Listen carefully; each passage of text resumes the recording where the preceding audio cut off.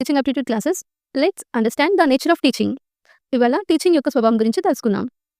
First one, meaning of teaching. Teaching means A planned and purposeful activity that helps student learn. Teaching అనేది ప్రణాళికాబద్ధమైన అలాగే ఉద్దేశపూర్వకమైన చర్య. ఇది విద్యార్థుల యొక్క అభ్యసనానికి దారితీస్తుంది. Next, aim of teaching. The main aim of teaching is to bring positive change in learner behaviour, in there thinking, attitude and actions. Teaching యొక్క ప్రధాన లక్ష్యం ఏంటంటే విద్యార్థుల్లో ప్రవర్తన, ఆలోచన మరియు వాళ్ళ యొక్క దృక్పథాలలో సానుకూల మార్పులు తీసుకురావడం. Next, dimensions of teaching. Teaching works in 3 dimensions: cognitive, affective and psychomotor. Cognitive knowledge and understanding. Affective values and attitudes. Psychomotor skills and actions. ఇవి మూడు, కాగ్నిటివ్, ఎఫెక్టివ్, సైకోమోటర్, ఇవి జ్ఞానానికి అలాగే ఆలోచనలకి అండ్ స్కిల్స్ నైపుణ్యాలను అభివృద్ధి చేస్తాయి. నెక్స్ట్ వచ్చేసి లెవెల్స్ ఆఫ్ టీచింగ్.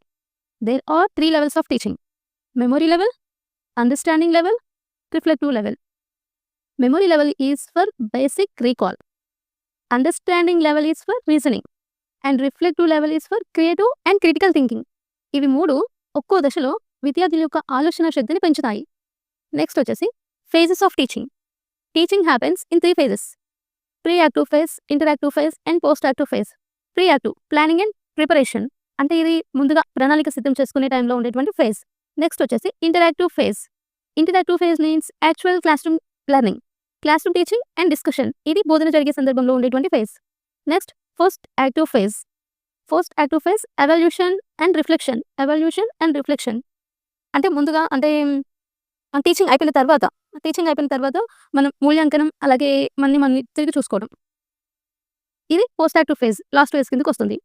నెక్స్ట్ వచ్చేసి teaching art and art plus science. Art and science of teaching. Teaching is both art and is science. Art because of it's needs, creativity and emotions.